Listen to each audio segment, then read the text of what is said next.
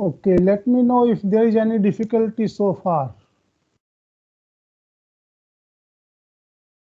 Are you seeing a whiteboard on your screen?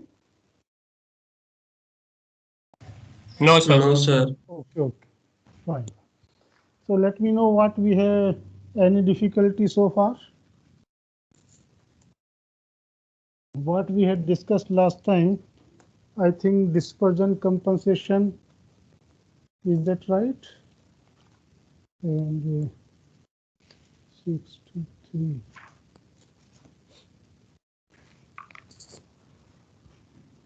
Okay, so we were only 27 students.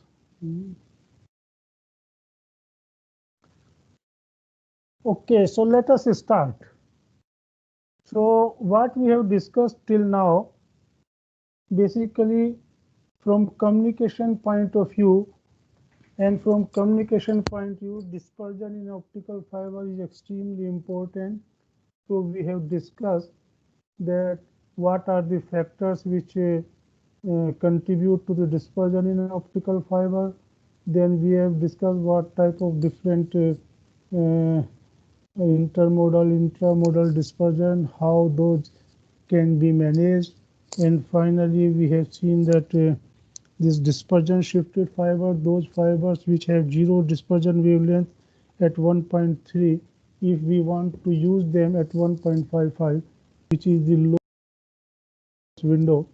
So, well, this direction, this dispersion, there is another factor which we will not be going to discuss, and that is known as polarization mode dispersion. In fact, about 1 decade ago, this was thought as a very important component, because even if you manage your intermodal dispersion, you use single mode fiber so that there is only one mode propagating, so no intermodal dispersion. Then you can also use communicate around zero dispersion wavelength, so intramodal dispersion is also very small. But still there is a factor that it is possible, and it is true, that when you fabricate a fiber, it is not a perfectly cylindrical structure. There are some manufacturing problems, so it attains slight ellipticity in the core, very small ellipticity, but there is some ellipticity present. And also when you fabricate the fiber, as we will discuss later on, then the fiber, I mean, first you start with a molten stage of glass, and then it is cooled down, and in that process some asymmetric stresses are frozen into the core. And because of elasto-optic effect, these frozen stresses, they also make the fiber polarization dependent. So a small core ellipticity or these asymmetric stresses, they make the fiber bifringent. And what does it mean, bifringent? That like we are considering till now, it does not depend on polarization insensitive. Whether you launch X polarized light or Y polarized light, both will propagate with the same propagation constant, same group velocity, like that. So that's not the case. So what happens when the light is launched into the fiber, then because there is some bifringence. So for example, elliptical core fiber, right? Let me uh, start on the whiteboard. Okay, so let me share this whiteboard. So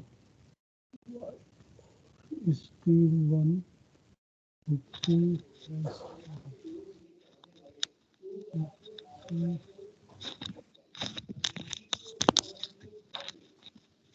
Are you seeing the whiteboard now? पता नहीं किसी देखी जा रहा है मना नहीं कर रहे सब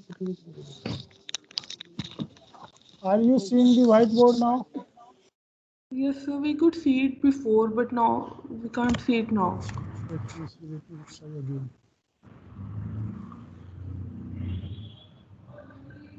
We can see, yes, yes, sir, we can see it now. Okay. 5. So what I was telling you. Sir, sir, it's not visible to me in the full screen. Like Okay, all the okay. participants and there, and Let me whiteboard is see. also in some small screen. What about now? Is it okay now? No, sir. Yes, sir, it is okay.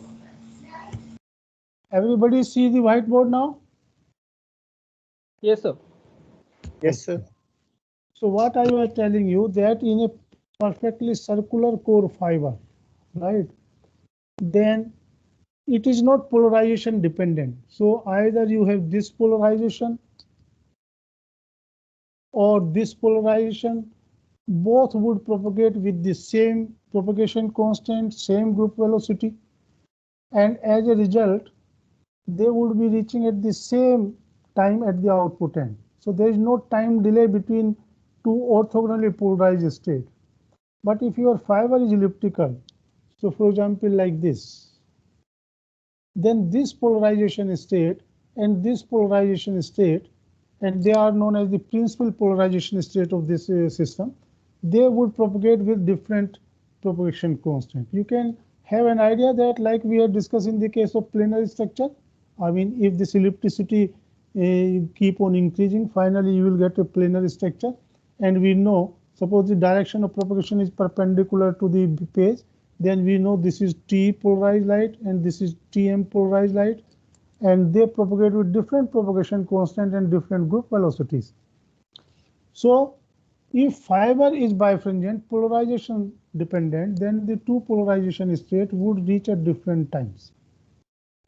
And what would happen that there is a time delay between these two components, and finally you would have some dispersion because of this fact, and this is known as polarization mode dispersion.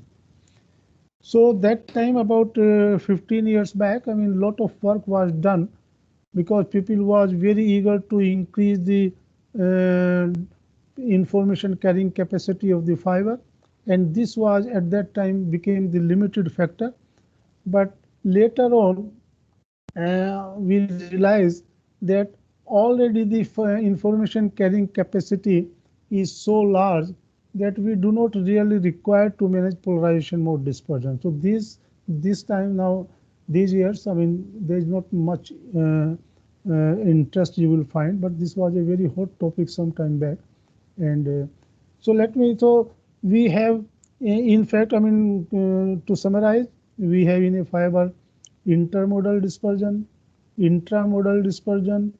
Intramodal dispersion consists of this material dispersion and waveguide dispersion, and then we also have polarization mode dispersion in principle. But anyway, polarization mode dispersion I have gave you idea because maybe you read somewhere PMD, so you should be familiar with. But so today what we will discuss, whenever you have optical communication system, okay, so you require a large number of components both at the input end and output end. And whenever you lay down the fiber in the for public, then you require local area networks, and you have want to split the signal from one fiber to many fibers. This is one type of component we require, and there are several components, modulator, switches. Now, one way is that you use all these components in bulk optic form at input and output end, and then you fiber you just use as a carry, I mean, as a waveguide, I mean, conduit actually as a conduit to communicate information from one point to another point. But it would be better if all these components could be realized in the inline fiber sense.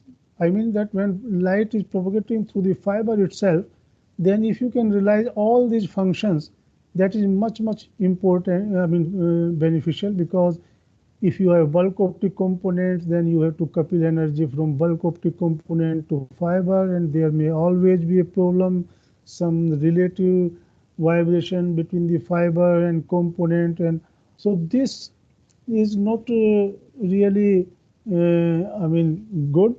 So a lot of research along with the design of optical fibers went into in designing the various inline fiber components. So now these days we have almost all the all the function in inline fiber optic components. We have beam splitters, we have polarizers, we have switches, we have modulators, all in the form of in fiber amplifier, all in the form of fiber itself. So all these functions can be realized while the light is guided through the fiber itself. So today I will discuss a very important component and which is known as optical directional coupler. So optical directional coupler, and this idea I had given you earlier also a little bit, but let me expand this idea. So before I come to the mathematics, so let me give you some physical insight that what happens in an optical directional coupler. So what happens that suppose I have one fiber, right? And then I have another fiber. If the distance between these two fibers is very, very large, then if you couple light, propagate light into this fiber, that propagate without any interference of this fiber or the other way around.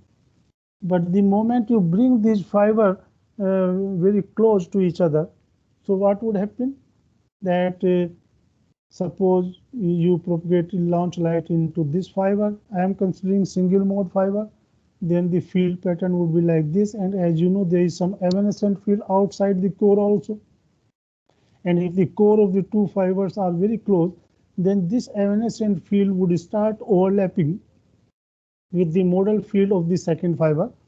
And as you know that if the modal overlap of any field with the modal field pattern of any waveguide is finite, then it couples some energy into that. So what happens that light you have launched into this fiber, but it start coupling into this fiber.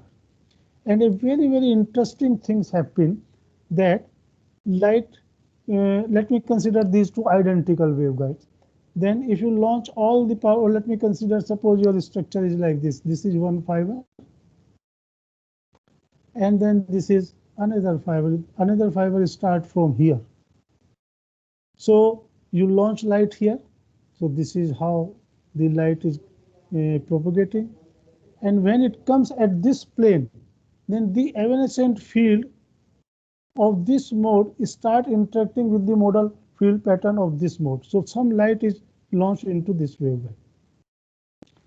So what happens, the light start coupling to this, and after some distance, all the energy comes here. And let me call this as, say, LC. This is known as coupling length.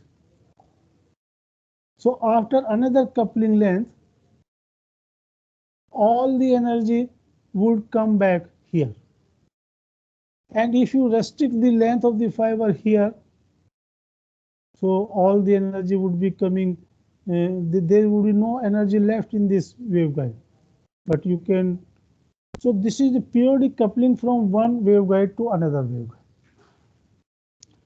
And this coupling is maximum when the propagation constant of this waveguide beta 1 and beta 2, they are same. So this, when they are same, this is known as they are phase matched. And as I discussed at one point in another lecture, so what happens that suppose you have two waveguides,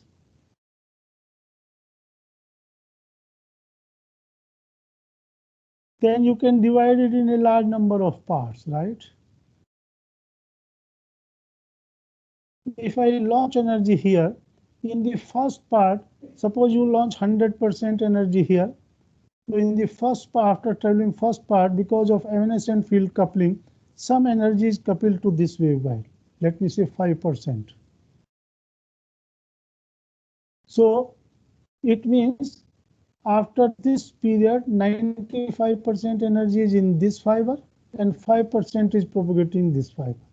Now both the energy propagate now like this. but there is some energy coupling from here to here and some here to here, but here the energy is very small, so coupling from here to here would be very less. Let me neglect that. So what are the another part? 5% of this 95% would again couple to this, and here you would have some energy which is already propagating, which was already coupled to this waveguide, and then there is some energy which is coupled from this waveguide. Now the field which is coupled from this waveguide was traveling with a propagation constant beta 1, so it acquired a phase difference, say beta 1. Let me say this period is say delta, but this energy which was already coupled to this, that was traveling with a propagation constant beta 2, and that acquired a phase this. So if this phase difference is 0 or 2 pi or multiple of 2 pi, then it cannot be 0, because if beta 1 and beta 2 are different, then it cannot be 0. So if it is an integral multiple of 2 pi, then this field would be adding with this field in phase. And if the field adding in phase, the total amplitude would be doubled and intensity would be 4 times. Energy would be 4 times. So this is what is the what happens, that if you have a phase matching condition, then energy couples from one waveguide to another waveguide. There is another interesting way of understanding this.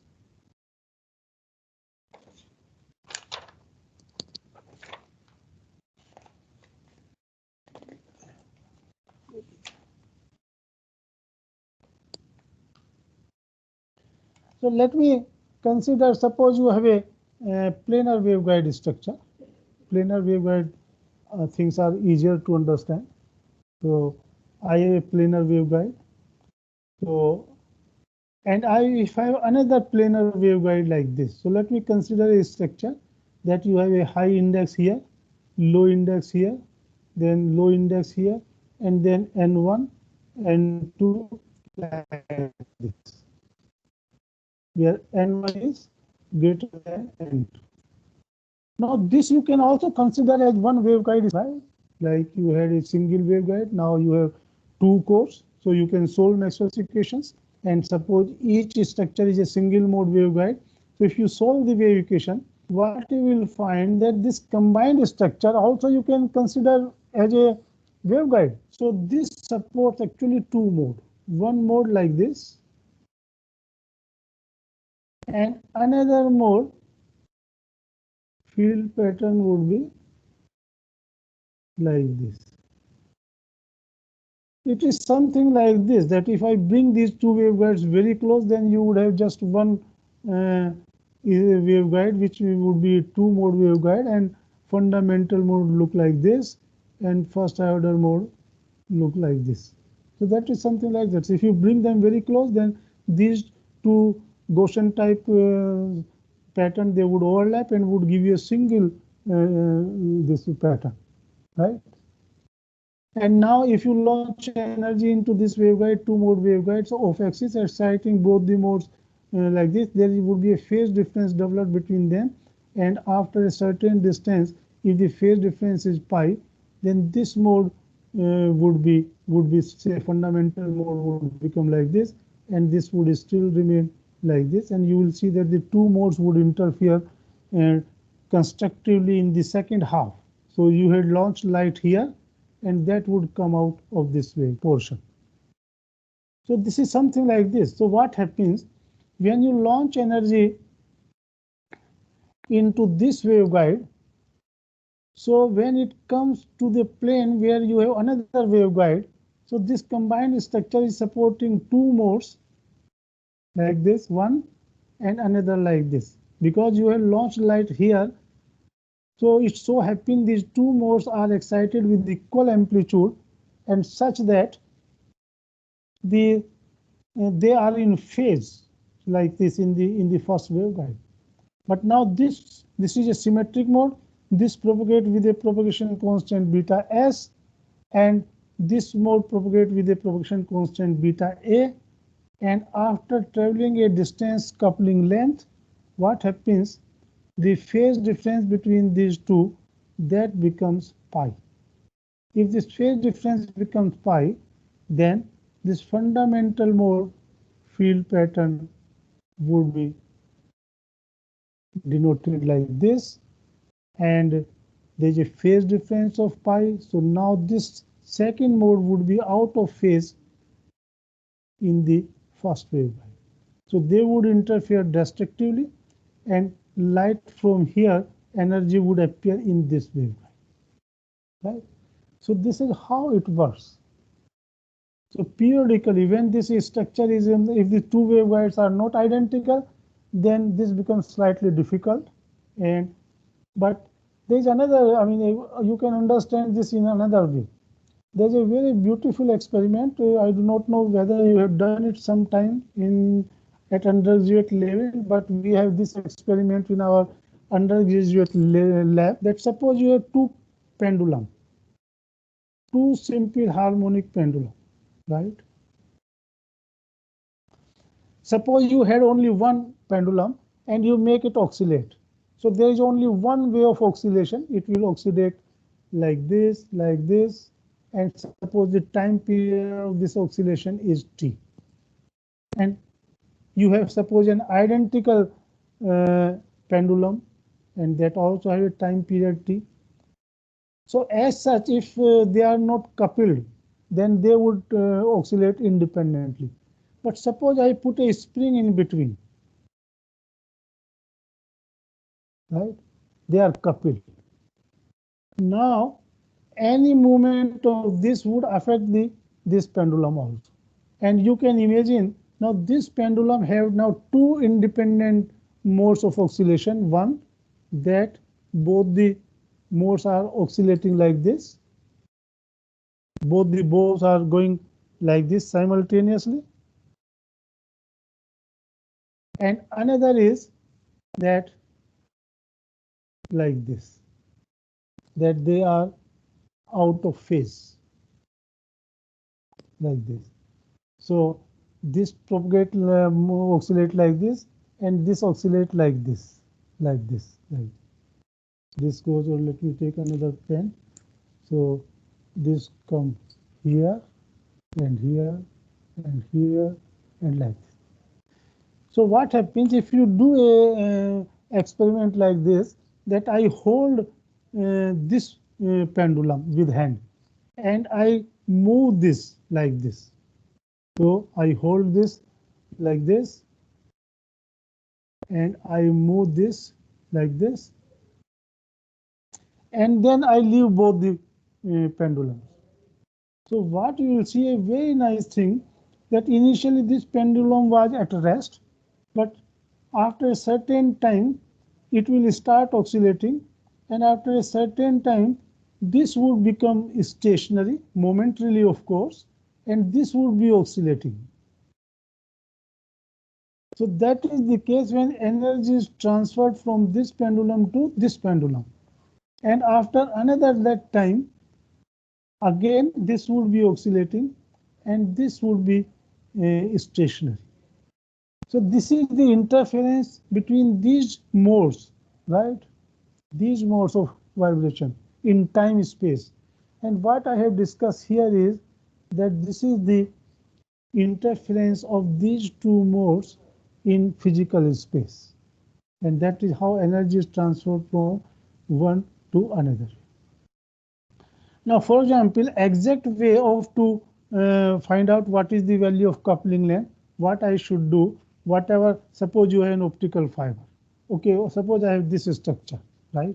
So what I should do, I should solve Maxwell's equation exactly by satisfying the boundary condition at core cladding interfaces, and I should find out the propagation constant of symmetric mode and propagation constant of antisymmetric mode. And then beta S minus beta A times LC when it becomes pi. So that would give me the value of coupling length. Now in the case of a planar structure, now this mathematics is simple. You can solve the wave equation and there is no problem. You get slightly difficult eigenvalue equation, but it is, you can handle it very easy. But in the case of an optical fiber, if you have two optical fiber like this, let me say the direction of propagation is perpendicular to the pace. So to solve Maxwell's equation for this, neither it is cylindrical symmetric nor neither it is XY symmetric. So it is very difficult to solve this. You have to do it numerically. Actually, you have to do some use numerical software, and then only you can solve this. But there is a formulation, what is known as coupled mode theory. Coupled mode formulation, and in that formulation we assume that coupling from one waveguide to another waveguide is very small, and in fact that is the practical case also. And in that formulation we let me just tell the people, they are making some noise outside.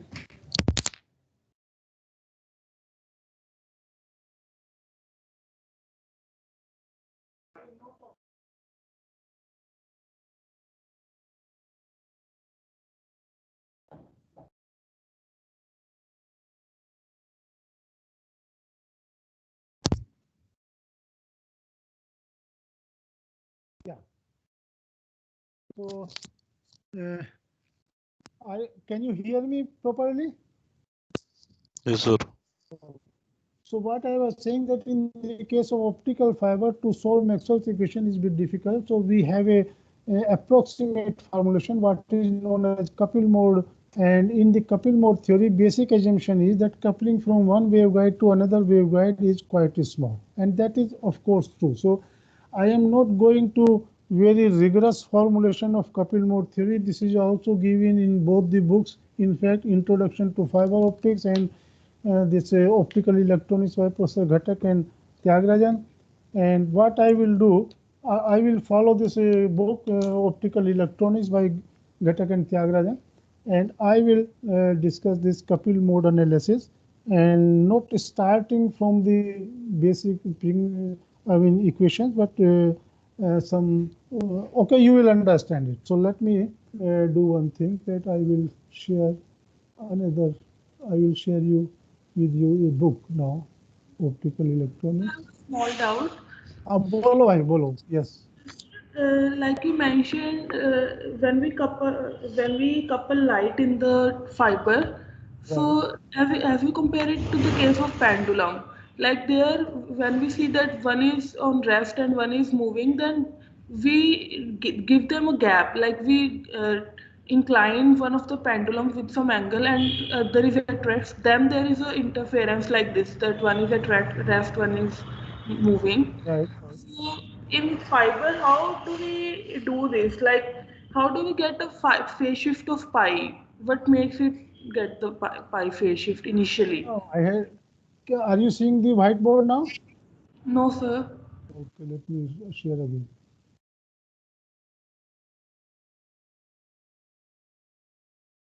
What about now?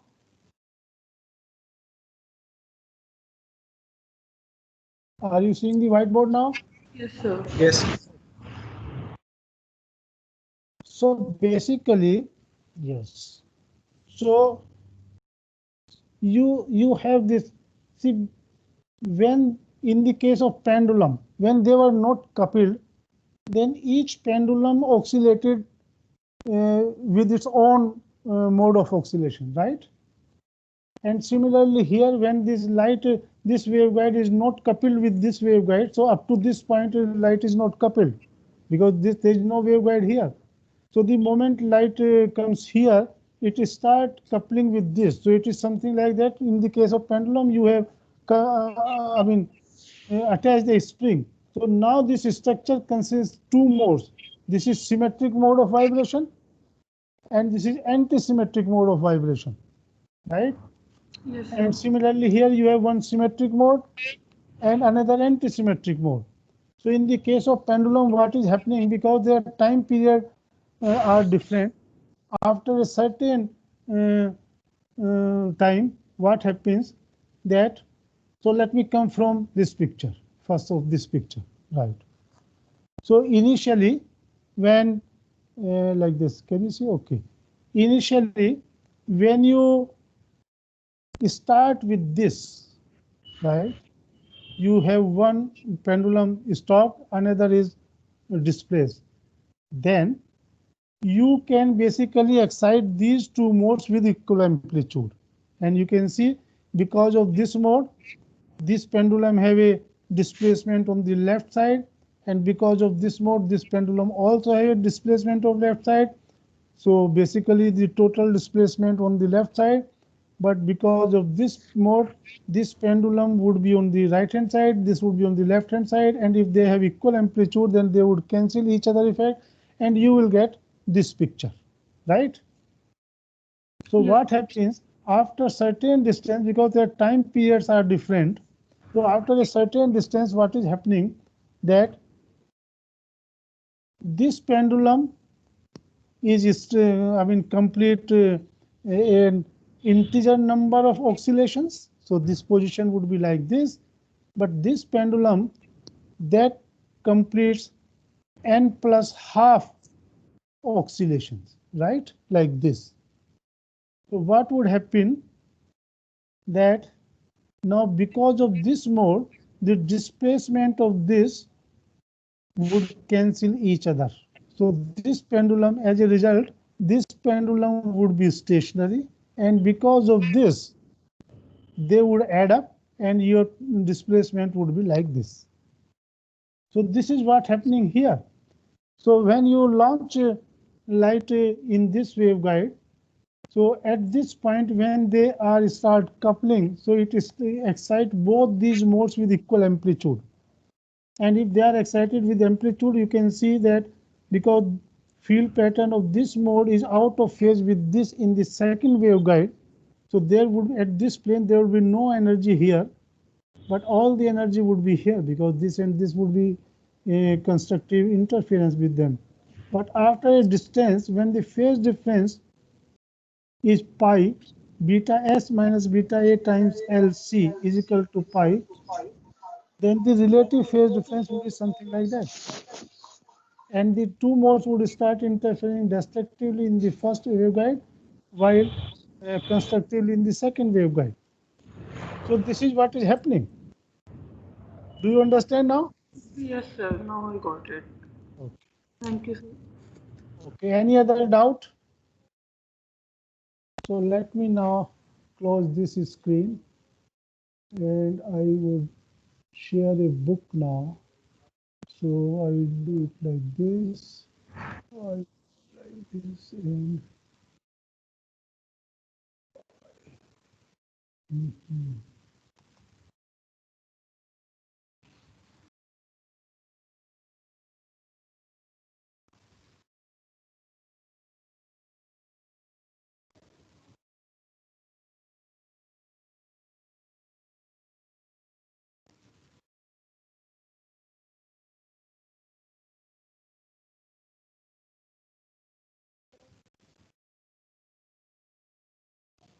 Okay.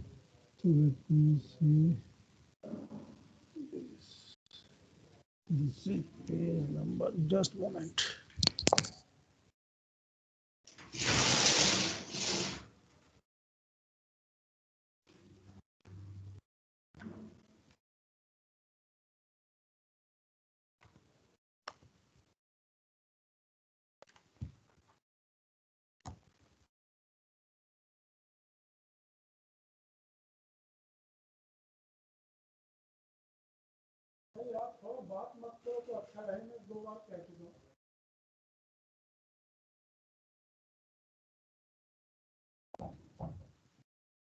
समझते नहीं हो आप लोग।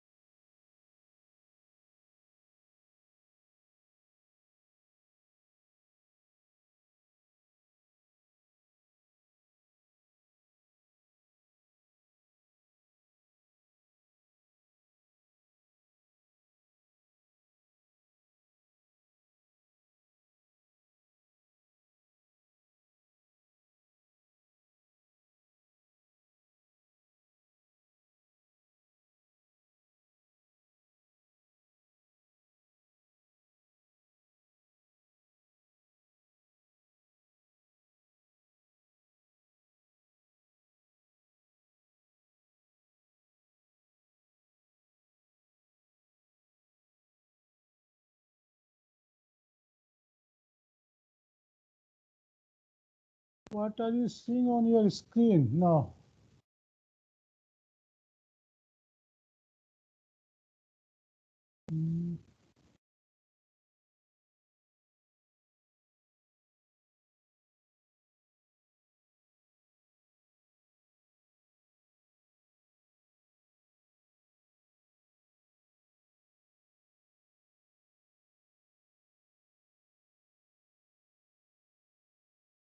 Yes, what are you seeing on your screen now?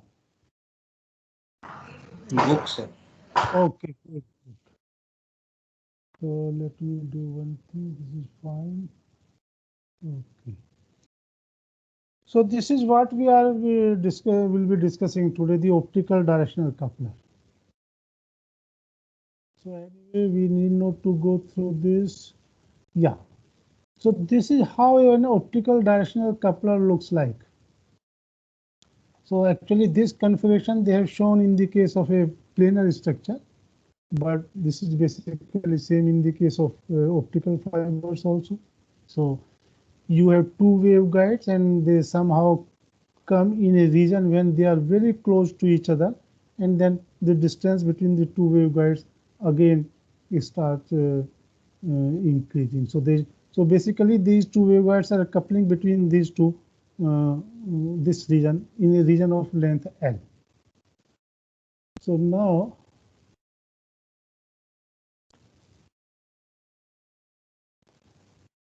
so what we will do, so this couple mode analysis, basically what we will do, we will try to find out the this propagation constant of these two modes of the combined structure.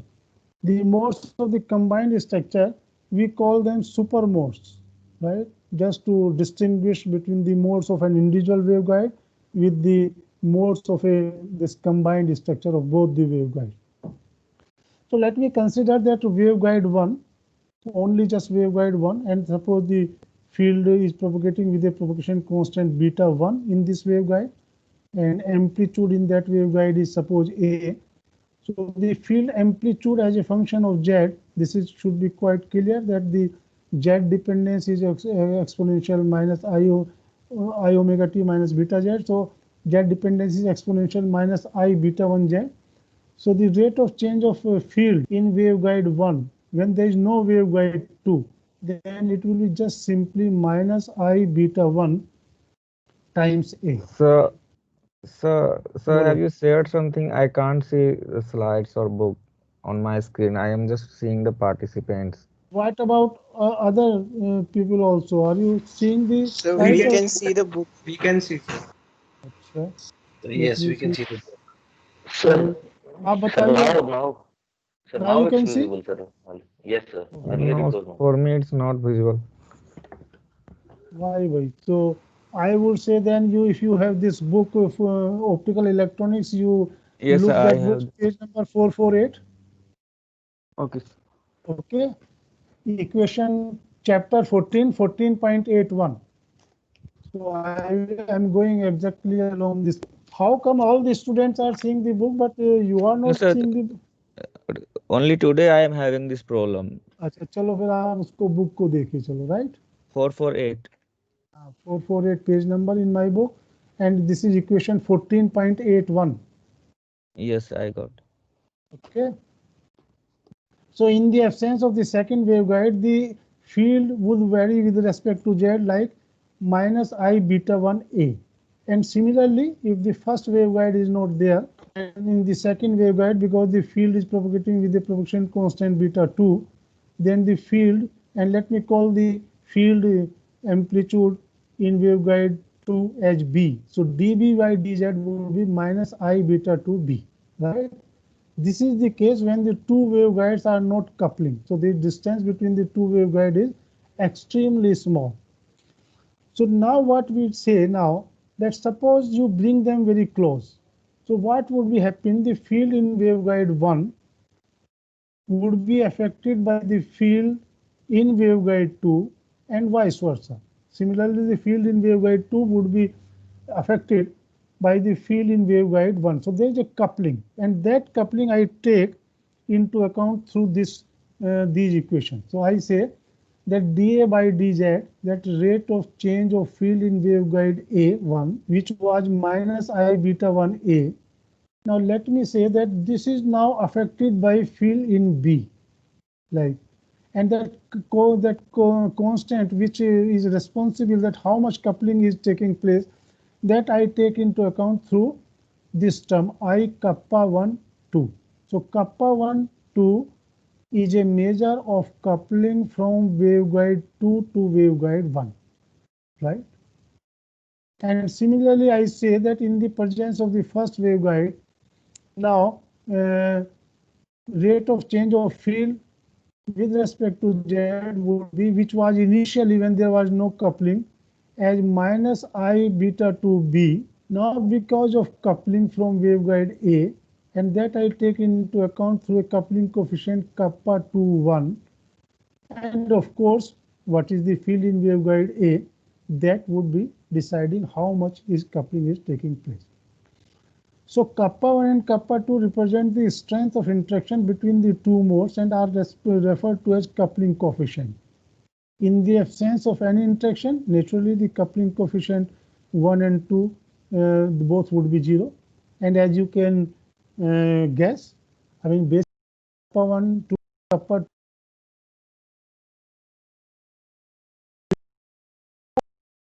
take the two modes very far from each other, then their evanescent field would be not be overlapping, so there is no coupling, right?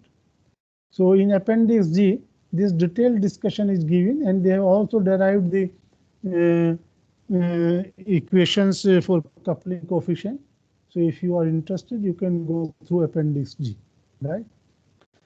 And naturally, if you have two identical waveguides, so there should be no difference between kappa 1 2 and kappa 2 1. So if the two waveguides are identical, then kappa 2 1 is equal to kappa 1 2. So we will start from these two equations, equation 14.83 and 14.84. So when the two modes are coupled, two waveguides are coupled, then the rate of change of field in the two waveguides are described by this. So now next step is I have to solve these equations for A and B, so that I can get the value of amplitudes of field in waveguide A and amplitude of field in waveguide B. Once I get A and B as a function of Z, because power propagating through the waveguide is proportional to the amplitude square, mode square. So I will take mode of A of Z square and mode of B of Z square, and that would give me the power in the two waveguides as a function of Z. And that should give me the periodic coupling or transfer of energy from one waveguide to another waveguide. So that we will see clearly through this formulation. So this is the, so let me come to the next page. Okay, so next page. So in order to solve those equations, so what I will do, let me assume the solution A of Z as some constant exponential minus I beta Z, and B of Z as some constant exponential minus I beta Z. So what I am doing here is I am taking the phase part of both the amplitudes same.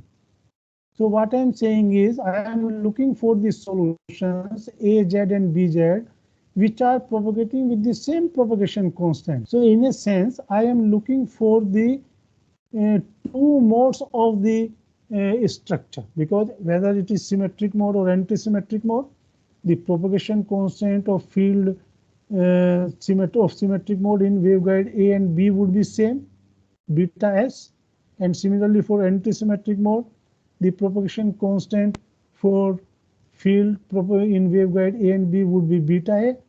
So that is what I am trying to find out. So I am looking, let me come back to these equations.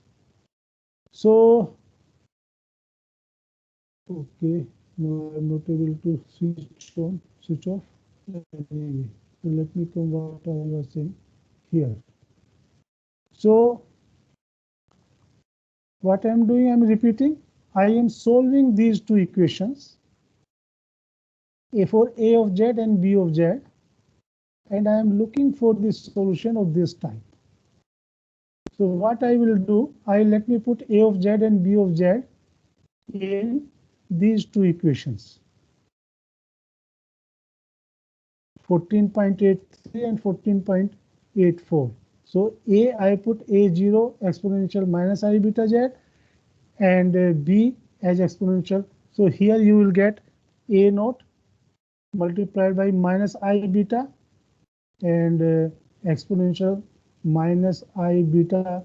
So let me come to that equation. That's very simple mathematics. So if you substitute these solutions in those equations, so first equation would give you this one, right? Because exponential minus I beta z would be cancelled on both the sides. So you will have equation in terms of beta, beta 1, kappa 1, 2, and B0. And similarly, you will get another equation like this. So you get two homogeneous equations, right?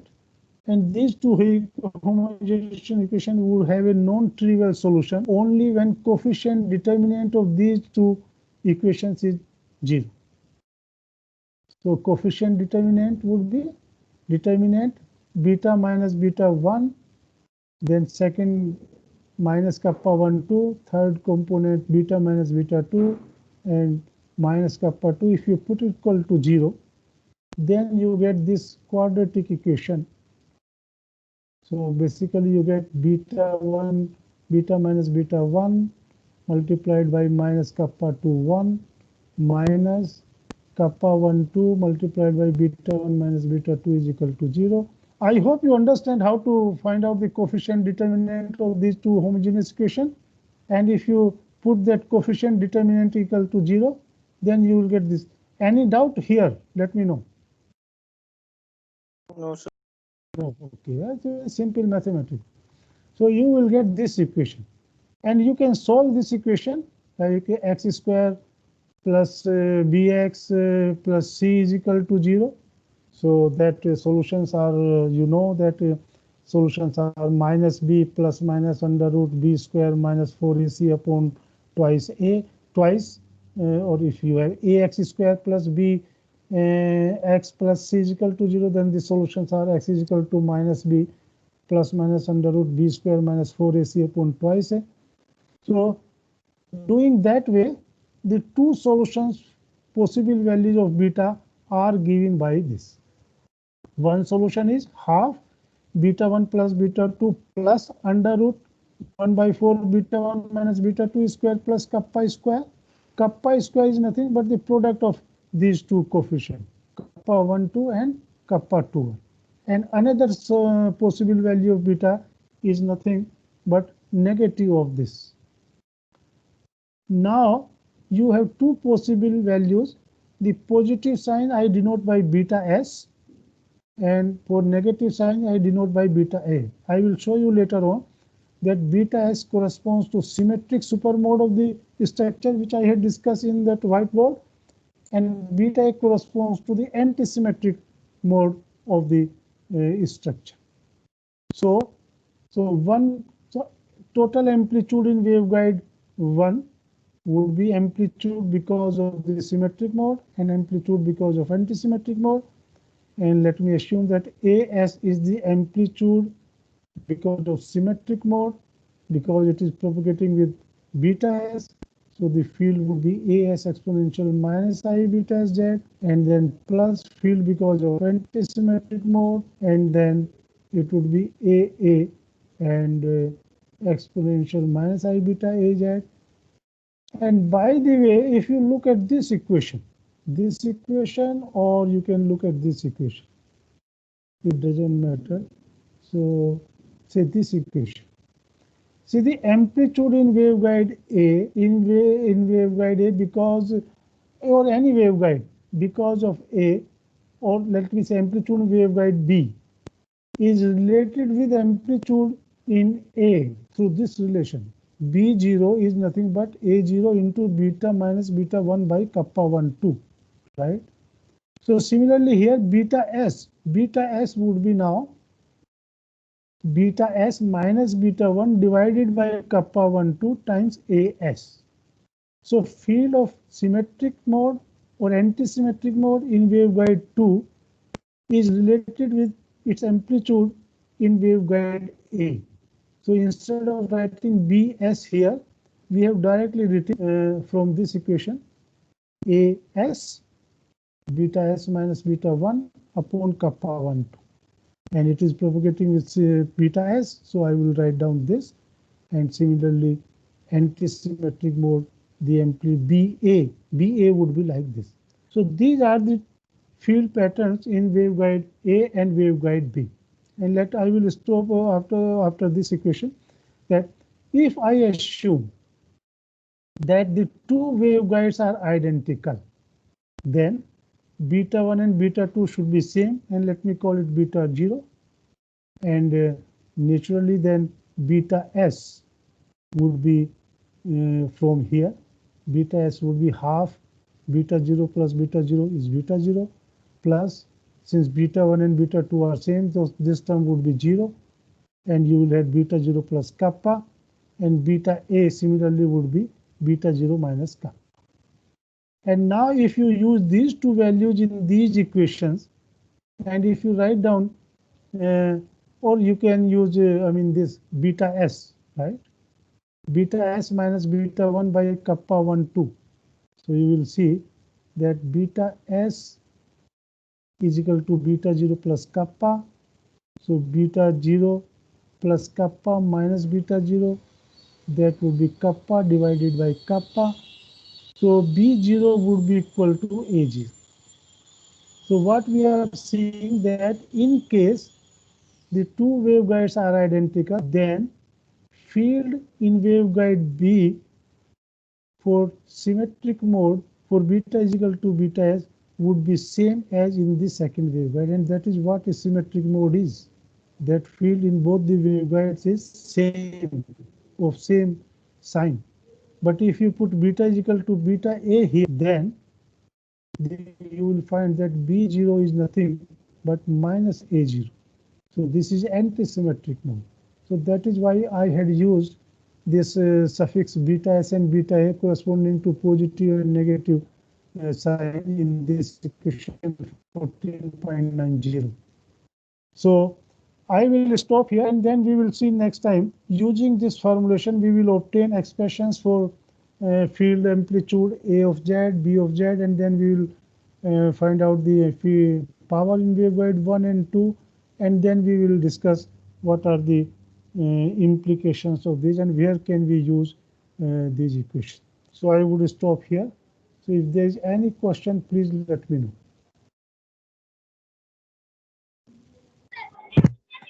Good morning, sir. Good morning. बताओ भाई, कोई any question? When will you show answer sheet or numbers? Say it Minor. again. When Oh, will you minor. show? Yeah. Minor, actually it will take some time, and because of this festival I could not check still. Okay, no problem. It will take some time, bhai. It will take 2-3 days, right? Okay, sir. Thank you. Maybe on Friday. Any other question? Thank you, sir. बोलो भाई. Any other question? Sir, बोलो. so basically means this directional coupler is actually in directional coupler, energy is oscillating between the two fibers. This is the case. Two waveguides, right? Okay, sir. Thank you, sir. Periodically it comes from one waveguide to another and another. But what there are very interesting things. If the two waveguides are not identical, then 100% energy is not coupled to the other waveguide. All these things we will discuss. Yes, sir. Thank you, sir. Any other question?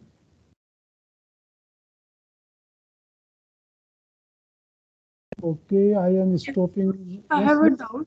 हाँ बोलो. So from the tube sheet 1, हाँ.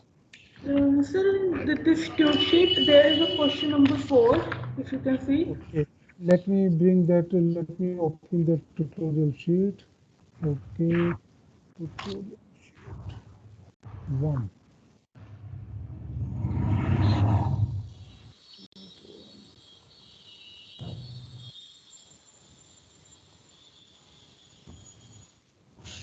हाँ बोलो भाई, question number 4. Yes, sir. So in this, Let me read the question. It is opening.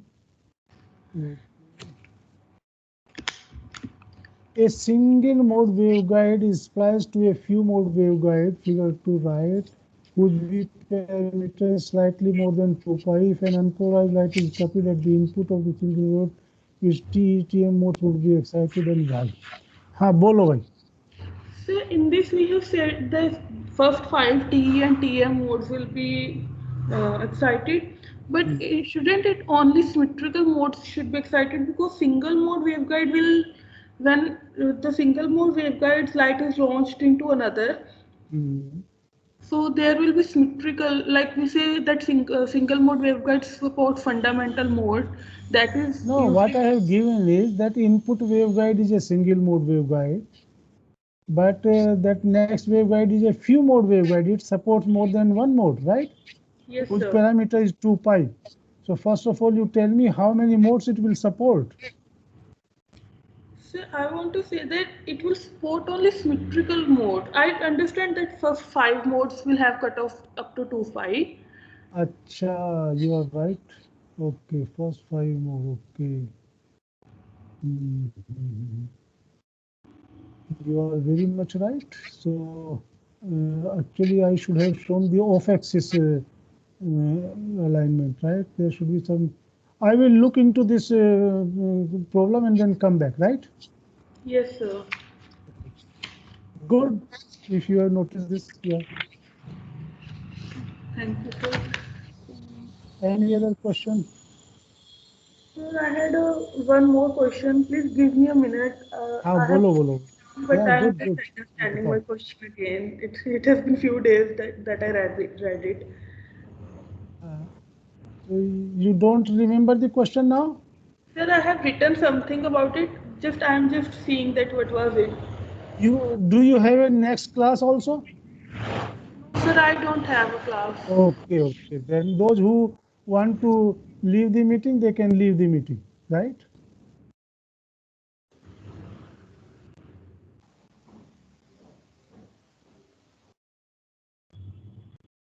In any case, I am stopping recording, right? And I will continue.